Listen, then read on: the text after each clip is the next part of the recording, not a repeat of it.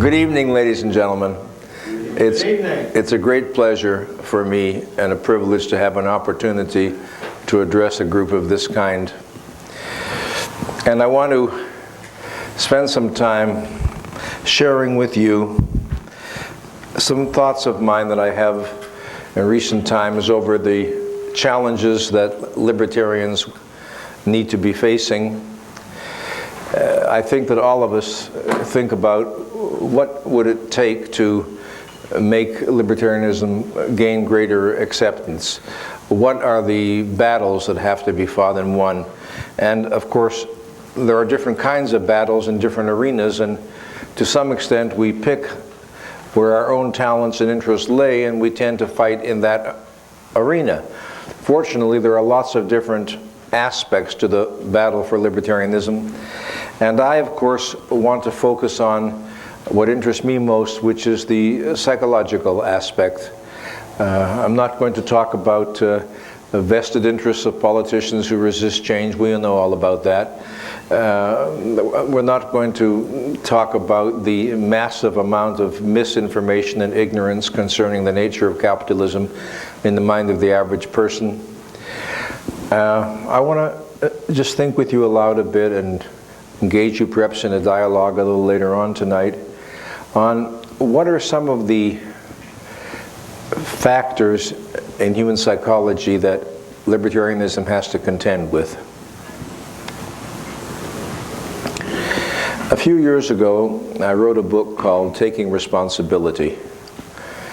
And in it, the book chiefly is about the theme of self-responsibility and what a powerful force this can be for our own well-being when intelligently applied to the different areas of life, from marriage to work to the social or political arena.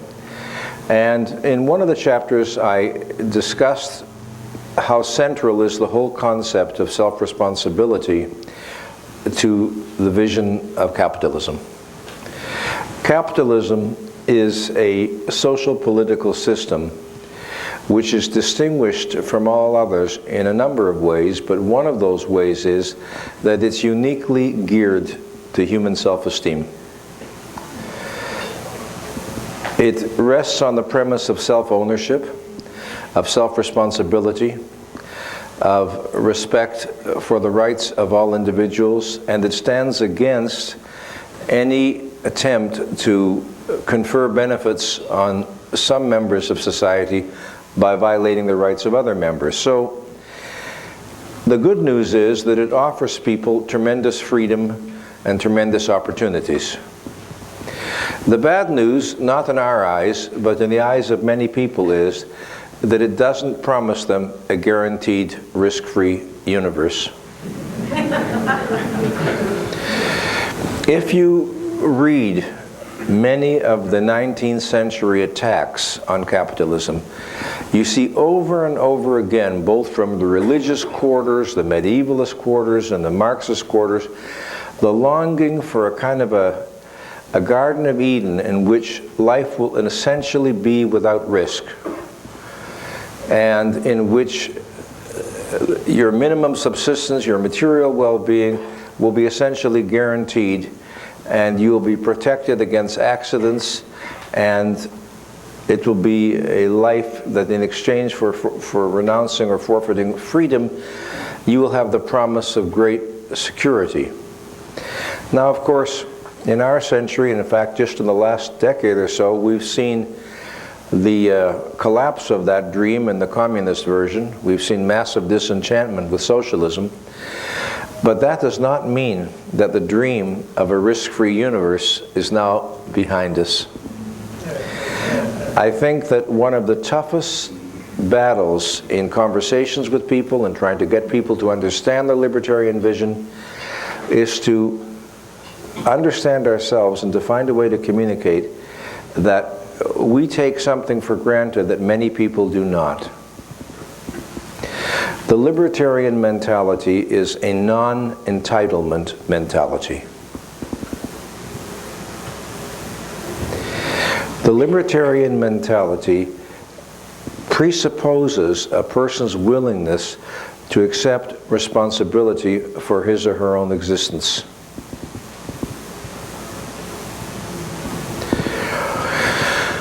Now, unfortunately, there's a terrific amount of mileage to be derived from pandering to people's fear of self-responsibility. And politicians pander to it all the time, as we know. The welfare programs, without exception, began as strategies that were intended to remove dependency. In the initial formulations and the initial statements of the Great Society or the other programs of those times and since, the theme was very strong: to eliminate dependency. Now, we know that no such result was achieved. We know that not only did the programs not eliminate dependency, but that the dependency problem is much, much worse than it was 40 years ago. The government really runs a very interesting kind of protection racket, which is first they break your legs and then they charge you for medical services. And they say, look, these people can't walk, they need our help. And many of the programs of the last several decades have been profoundly corrosive of people's self-esteem and self-respect. And we have created a nation with increasing numbers of people who have a dependency orientation and increasing numbers of people who really do think they are entitled to just about anything they think they need. They feel a sense of entitlement toward. And that is really a profoundly corrupting idea, and in fighting for libertarianism, we have to be absolutely clear that this is one of the most important battlegrounds. I remember being at the dinner party a month or two ago, and I was with a group of people that I didn't know, but I think were Democrats, quite nice people and interested people, people curious about libertarianism. And they asked me about the whole issue of health care and what I thought about the number of people who were uninsured and how would libertarians address that problem. And I said, well, before we get into discussing how I would see or how my fellow libertarians might see issues of that kind being addressed in a free society, let's go to a deeper level. Is it your conviction that health care is a natural right? And they looked nonplussed because they were kind of intelligent, decent people, and they didn't quite feel comfortable saying yes. Now, I know lots of I know lots of other people who would righteously say yes, but I don't hang out with those so much, you see. And so I said, and they said, well, a right. I said, here is something that libertarianism stands for. You can't have a natural right, meaning an unearned right, to something that somebody else has to produce.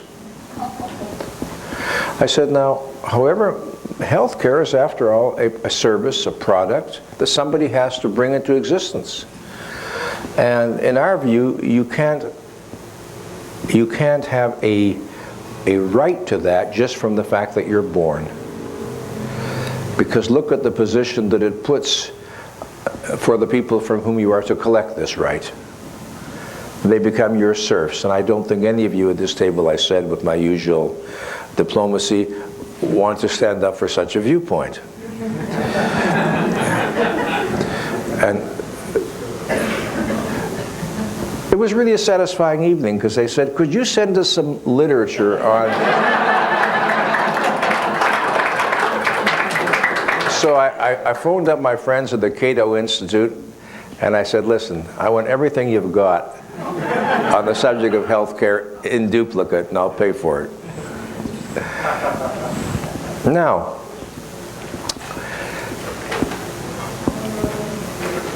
I want to, by way of setting a frame talk a little bit about my work in a non-libertarian context, and then I'll pick up the thread and bring it back, I promise you, to libertarianism. I had an interesting invitation from a Hungarian businessman to come to Budapest, spend a week there, talk to the Chamber of Commerce, and talk to other business groups in Budapest about capitalism. Help them to understand what a free market society is and how it works. Help them to understand entrepreneurship. Help them to understand what are the challenges in transitioning from a command economy to a relatively freer economy. And the gentleman, the businessman who invited me, he says, above all, Nathaniel, what I want you to help them to understand is the idea of self-responsibility, because it's so foreign to most people in our country. Between the religious authoritarianism that many of them grew up with, and then with the communists being there, a whole generation has grown up in a context where self-responsibility is not a very meaningful idea. In fact, it wasn't a very meaningful idea pre-communist either. And I think that that is why I don't write that much about politics, but I do write a lot about self-responsibility. That's one of my contributions. And in thinking about what is going on in the world today, I want to draw certain parallels. I began my practice doing psychotherapy, and in recent years I also do corporate consulting. And I've learned some very interesting things in the course of doing corporate consulting which bear upon our interests tonight. And I want to tell you a little bit about this. I don't know about you, most of you are younger than me, so this understanding may have come to you more easily. But I remember in the early 1980s trying to find out, what in hell do people mean by an information economy? Now this is early 1980s. I mean, I hear people talking about the new importance of information, the new importance of ideas. And I kept saying, well, but weren't ideas and information important in an industrial society? So it took me some time to understand how profound is the change from an industrial economy to an information economy, in which wealth is no longer land, as in an agricultural economy. It's no longer factories, capital goods, or even money, as it was in an industrial economy. It's now knowledge, innovation, ideas. And suddenly we're living in a world in which everybody's chief capital asset is what they carry between their ears. And this has consequences. And during the 1980s, if you followed the business literature, a lot of articles were written talking about the fact that workers now needed much higher levels of training and much higher levels of education. Obedience no longer was worth much in the marketplace. Manual labor had a smaller and smaller and smaller market. This was the age of the knowledge worker, and knowledge workers needed continuous education and continuous training. And as I was reading this, I had a kind of an epiphany, and I thought, Jesus, they're missing something very important. It's perfectly true that people need new levels of training and education, etc. But it's also true that an information economy demands of people a higher level of psychological development than an industrial economy. Because in an industrial economy, practically most of the jobs you get the training in a very few months, and then you just apply it indefinitely into the future. In an information economy with the sum total of human knowledge doubling roughly every 6 to 10 years, with new knowledge, new scientific discoveries, new technological breakthroughs happening at an accelerating rate, where the rate of change itself is happening at a faster and faster and faster and faster speed, 10 seconds after you learn something, it's on its way to obsolescence. It's an entirely new kind of world, which has got fantastic, exciting opportunities if you're a thinking, self-responsible human being, but if you're not, it's scary as hell. Now, I believe that worldwide, one of the reasons for this resurgence of religious fundamentalism and tribalism and racism is because people are scared. They don't necessarily know why they're scared, but they're scared. There is an apprehension at some level that the world is changing very rapidly, changing in a way that it's very hard for the average person to understand.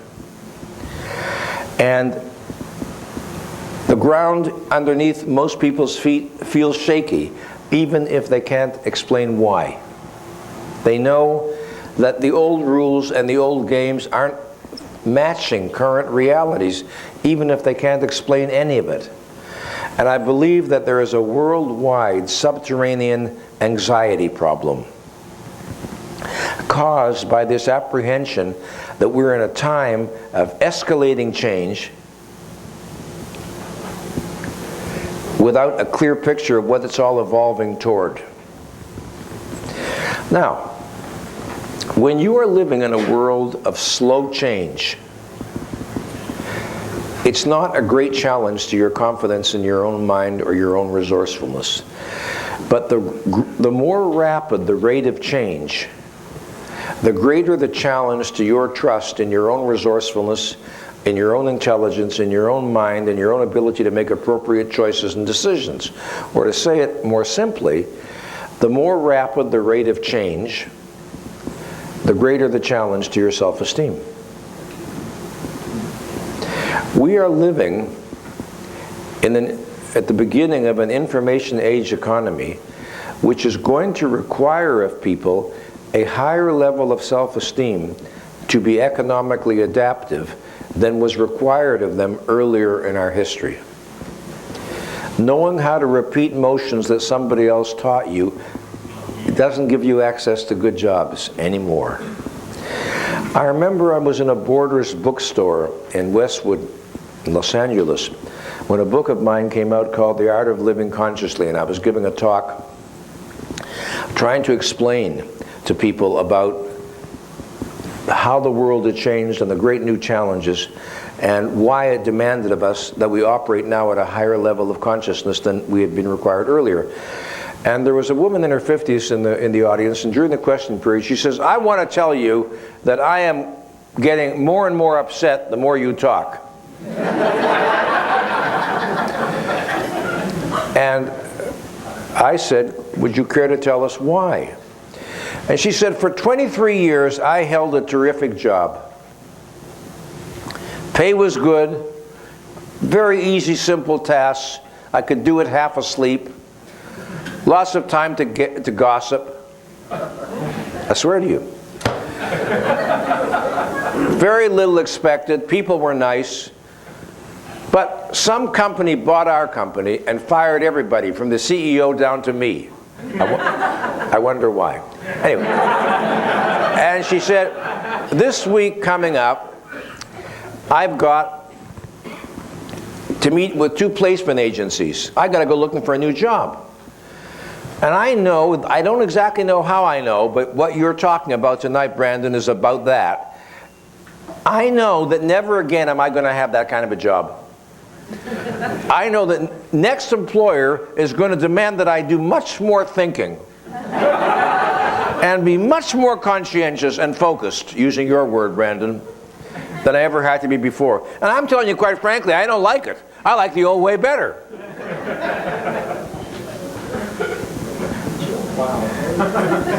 I said, "Good luck." Now, what we want to realize is that what is true of an information economy is also true of laissez-faire capitalism, of a libertarian society. And that is to say, it requires a higher level by far of psychological maturity than a welfare state requires, let alone a socialist society requires. Because if on the one hand it offers people tremendous opportunities, it at the same time, as I've said, throws them on their own resources. And unfortunately, there is very little in our child rearing practices or our educational system that prepares young people either for the economic realities of an information age economy or for the opportunities of a free society. Children are raised today tend to have a deep entitlement mentality.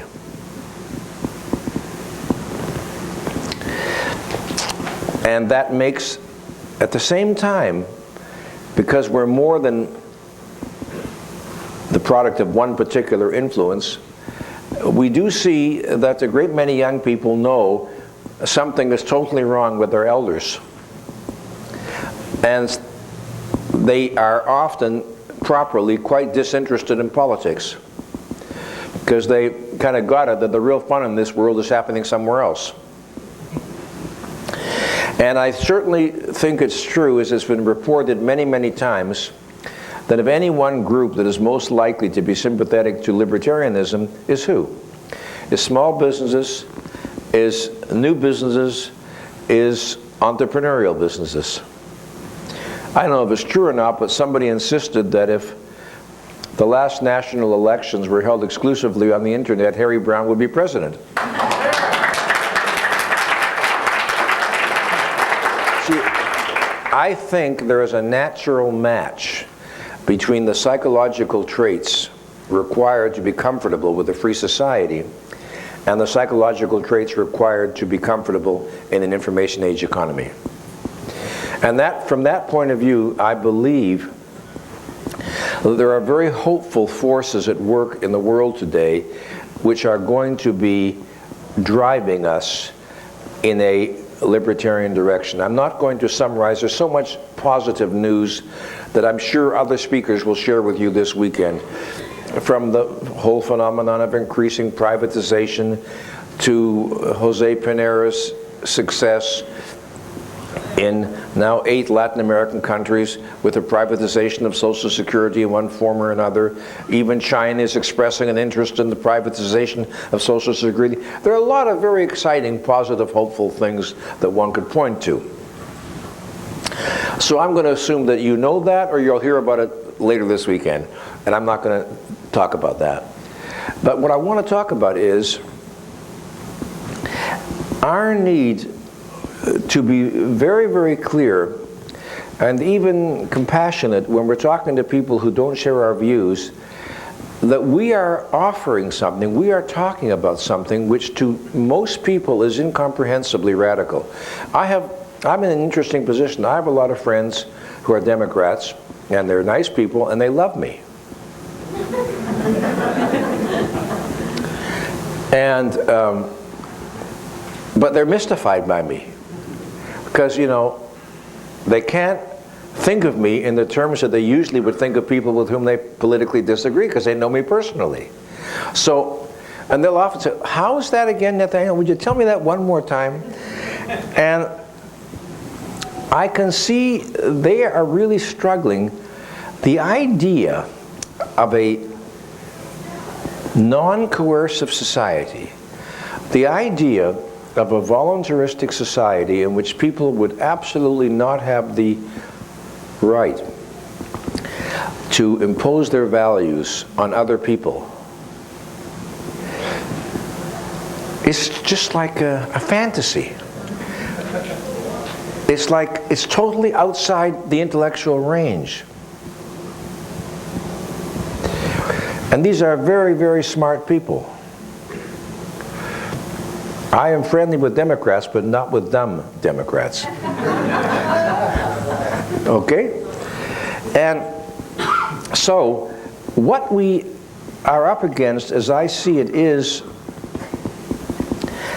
the challenge of helping people to understand that Many of the tenets that the best parents would teach their children, applied politically, would lead straight to libertarianism.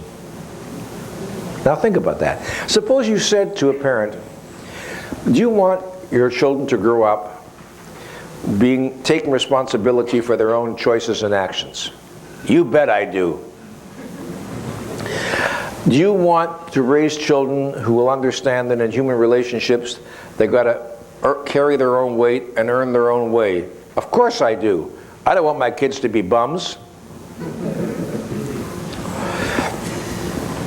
Do you want your children to grow up feeling that they ought to earn whatever it is they want out of life?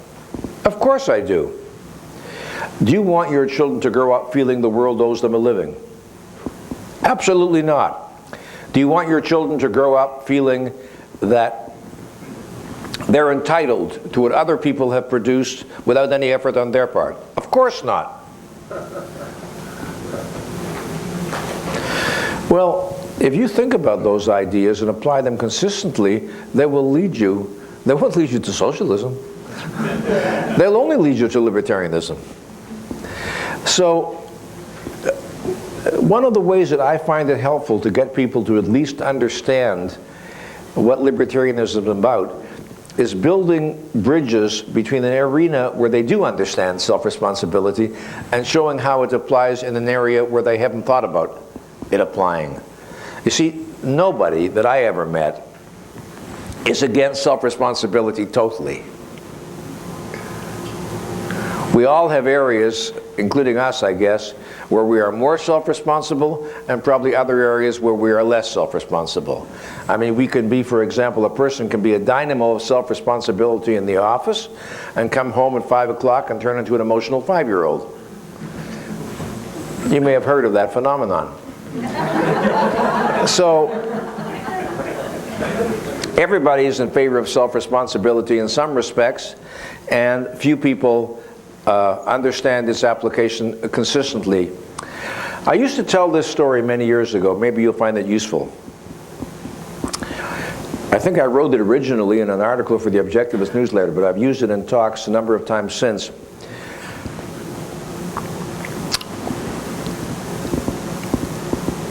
Let's imagine that we were just starting out with the United States of America. And everything was pretty much as it was, except with one exception. It was taken as a foregone conclusion that one of the proper responsibilities of the government was to provide people with shoes. This was almost regarded as common sense, because we certainly didn't want our citizens to walk around shoeless. And then suppose some crazy radical would come along and he would say, or she would say, I don't think the government should provide shoes. I think we should privatize the whole issue of shoes. And people would say, are you crazy? Have you no compassion? Do you want a world of poor people, little children walking around barefoot? What kind of a person are you? Because it would be totally outside their mental orbit. Now, that was a mistake we didn't make. And shoes were left in the hands of shoe manufacturers. And it's done a pretty good job. We don't see a nation of half-shoeless people. We don't see children walking around New York in winter in bare feet. But men have no closet space, though. I'm sorry? What did you say? Men have no closet space. Oh, well, that's another story.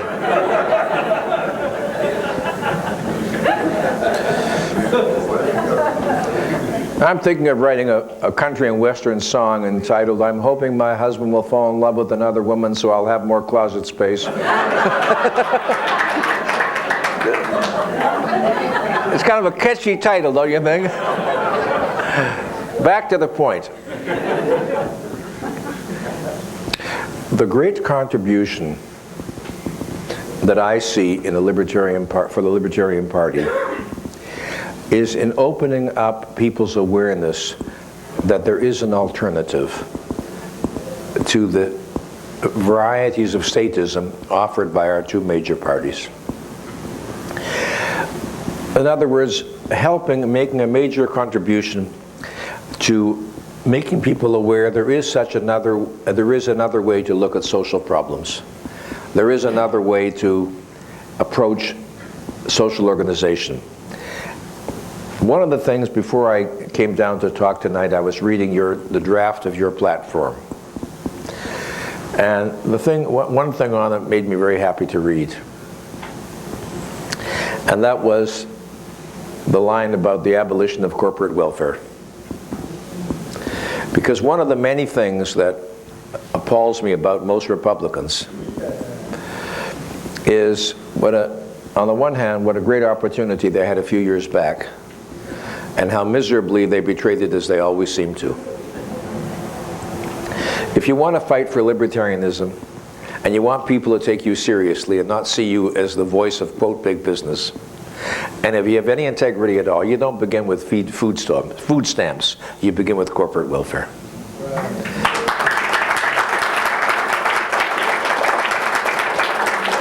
You leave food stamps to last.